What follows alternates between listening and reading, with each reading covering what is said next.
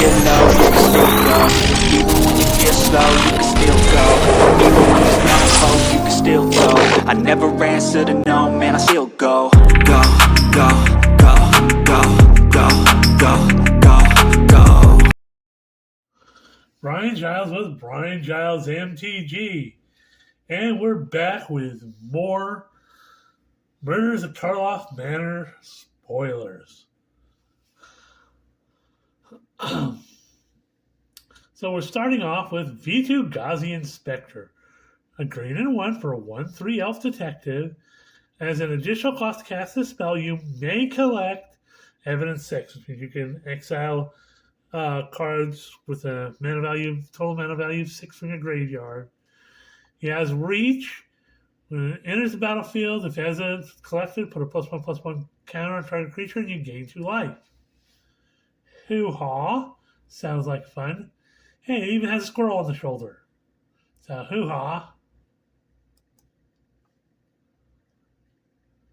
Okay. Next up, we have Bite Down on Crime. So, a green and 3 for a sorcery that reads, additional cost to cast a spell, you collect evidence 6. This spell costs 2 less to cast if evidence was collected. Okay. So it's a green and 1 if you collect the evidence. Target creature you control gets +2/+0 till end of turn and it deals damage equal to its power to a creature you don't control. Okay, so you can make it cost less, and it's you can either be expensive fight spell or an inexpensive fight spell. So, hoo-ha.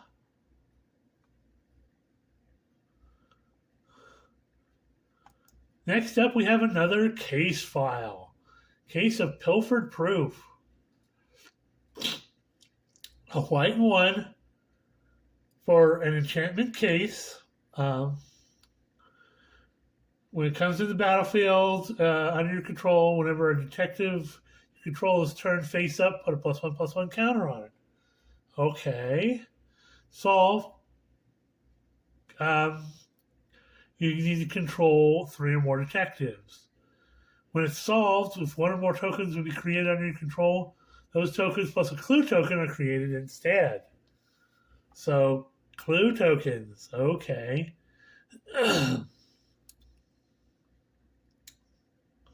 Ooh, and it's in white, which means you can use it with any of the white creatures that double or triple your tokens. So, hoo-ha.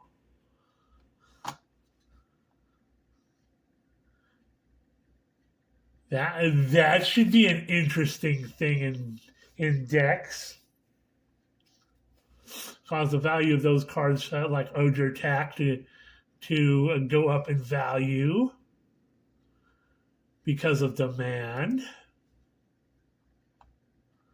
Next up, we have the return of a classic card in Assassin's Trophy. So, a black and green for an instant that reads, destroy target permanent and opponent controls. The controller may search their library for a basic land card, put it onto the battlefield, and shuffle.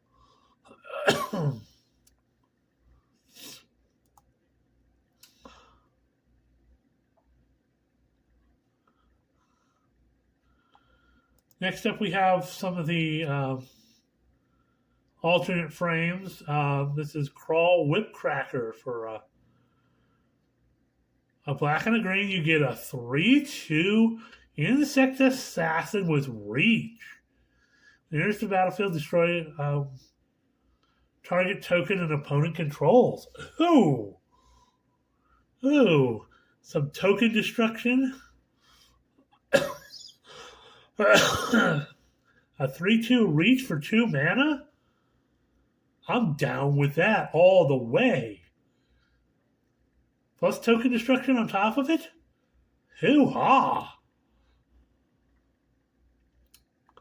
Next up is No More Lies. White and blue for an instant that reads, counter target spells unless its controller pays 3 generic. If that spell is countered this way, exile it instead of put it into... Ooh. exile the counterspell. That's dope. That's gonna see play in Azorius control decks. Damn.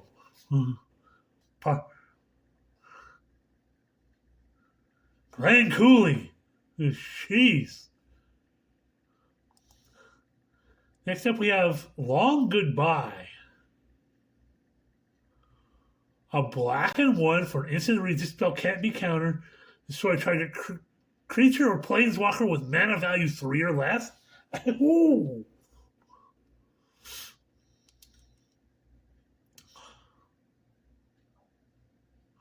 Woohoo. Ooh. Ooh, we need this spot removal that can't be countered in black. That's dirty.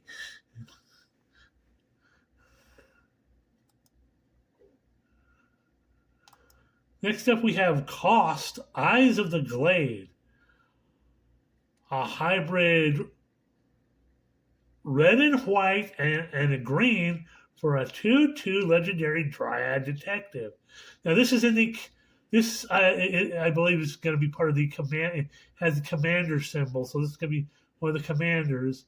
So whenever a creature you control that was turned face up this turn deals combat damage to a player, draw a card. And tap it to turn target face down, attacking creature you control face up. Ooh.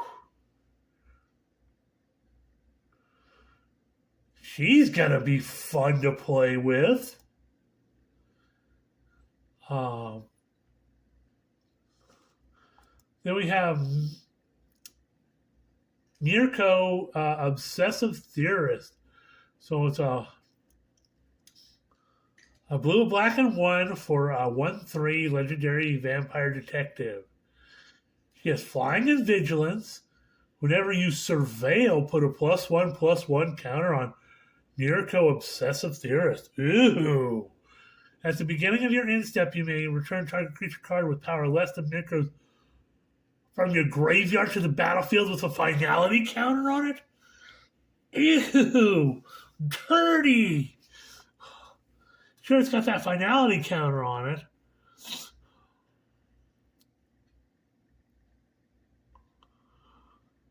But yeah.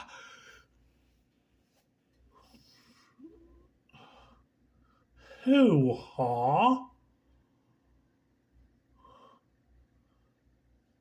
That's going to be fun to play with in a commander deck. Okay.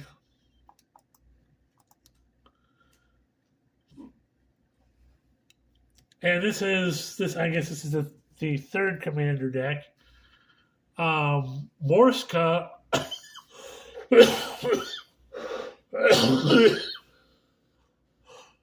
And I'm back. Had to pause for the cough. So Morska Undersea Sleuth is a green, white, blue. Pause. I'm back. These dang air pressure changes causes me my sinuses to drain. Oh.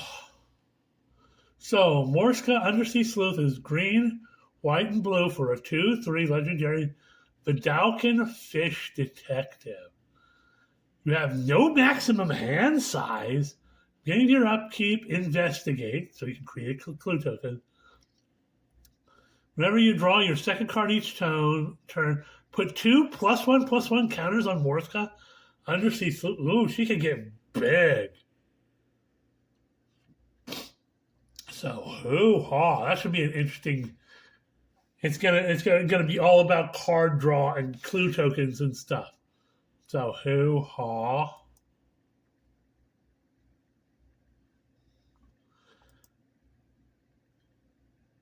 And next up is, I guess, the fourth commander deck, and Nelly Borka, which evidently must be a relative of Bell Borka, Impulsive Accuser. So again, same Boros colors as Bell Borka, so it's a red and white and 2 for a 2/4 legendary human detective with vigilance. Whenever Nelly Borka impulsive accuser attacks suspect target creature, then goad all suspected creatures. Okay, so this is going to be, accusing people and suspecting people and goading them. Whenever one or more creatures an opponent controls deals combat damage to one or more of your opponents, you and the controller of those creatures each draw a card. Okay, yeah. So if you're playing Commander Raid, this might be an interesting card to have. So,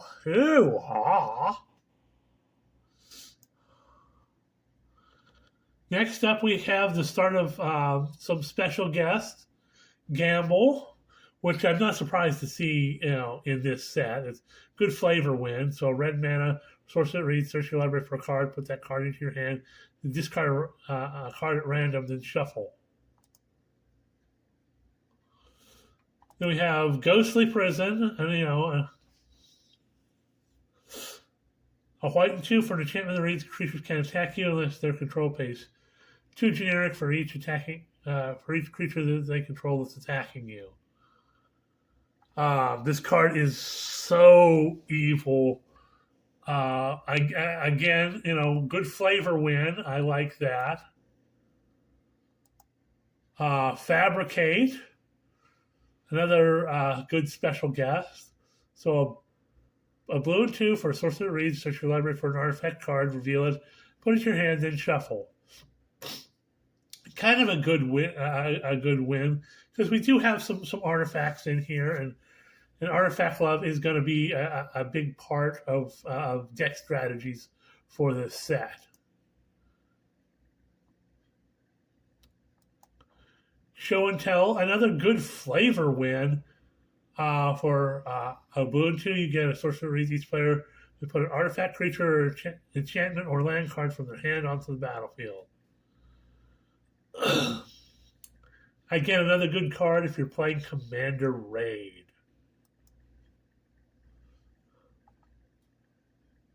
Tragic Slip. A black mana for an instant raise, target creature gets -1/-1 until end of turn. Morbid, that creature gets -13/-13 until end of turn. Instead, that creature died this turn. If another creature died this turn.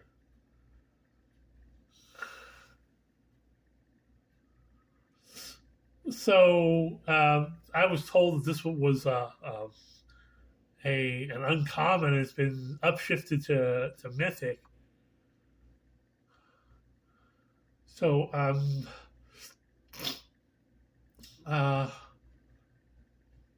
wondering why the change. It's a good flavor win, and the idea of the -13 thing, it does have some good flavor, and mechanic inclusion, especially with the new Massacre Girl.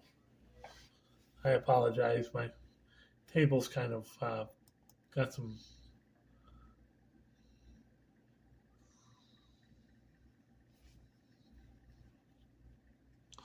Checking my time here. We have Victimize. So it's a black and 2 for a source that reads. Choose 2 target creature cards in your graveyard. Sacrifice a creature. If you do, return the chosen cards to the battlefield tap. Okay, yeah. That's pretty decent. You gotta sacrifice a creature. But you get 2 creatures back, and they enter tapped. So, and it's at sorcery speed, so you got to do it on your turn.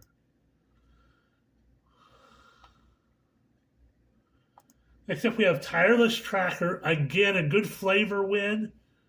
So for a green and 2, you get a 3/2 Human Scout with landfall. Whenever a land enters the battlefield under your control, investigate. Whenever you sacrifice a clue, put a +1/+1 counter on Tireless Tracker. So yeah, very good flavor win for this set.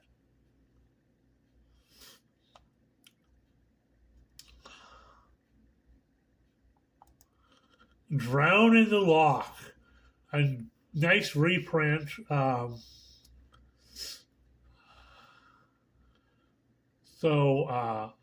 blue and black for an instant reach. Choose one. Counter target spell with mana value less than or equal to the number of cards in its controller's graveyard.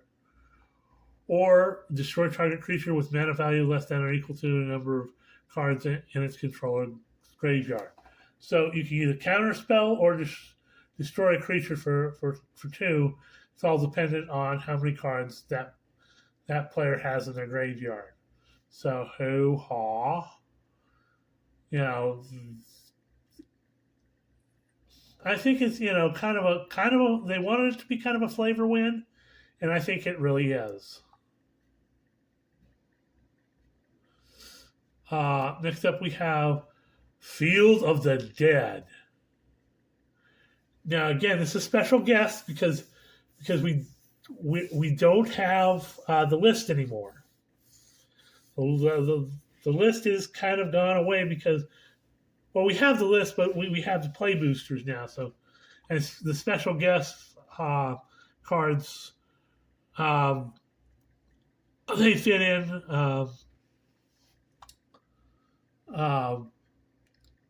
Also in that list slot.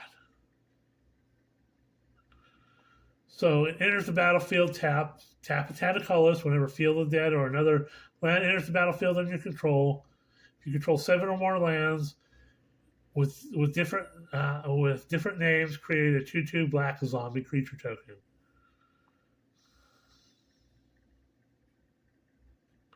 So hoo-ha.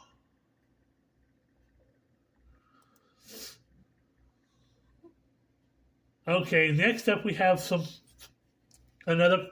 cards that are part of the Clue set that is the companion game to go along with this particular set. And this is Mastermind Plum, a black and 2 for a 2/2 legendary human wizard. Whenever he attacks, exile up to 1 target card from a graveyard. If an artifact card was exiled this way, create a treasure token. Hoo-ha. Whenever you cast a spell, if mana from a treasure was spent to cast it, you draw a card and you lose a life. Ooh, this dude sounds like he'd be fun and prosper. Hoo-ha. Then we have one of the Clue lands. So this is the library, which is a Clue location. It enters the battlefield tapped. You can tap a blue or a red, pay 4, and tap it to investigate. Create a Clue token.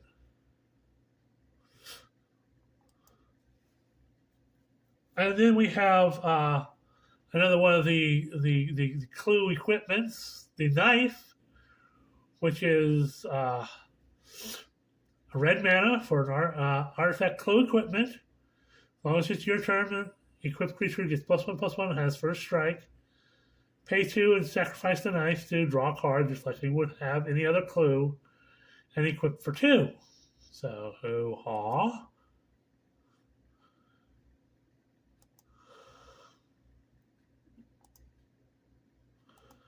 And then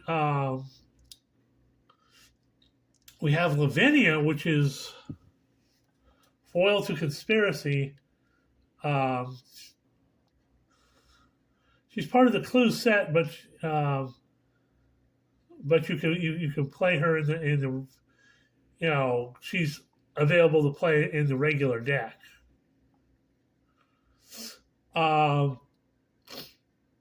So she's 2 hybrid blue-white and 1 for a 2/3 legendary human detective with vigilance. When you cast your second spell each turn, you investigate. Cool. You can tap her to add 2 colorless mana, activate only during an opponent's turn. So she's going to be fun to play with. You can save your mana to cast some of your spells on your opponent's turn.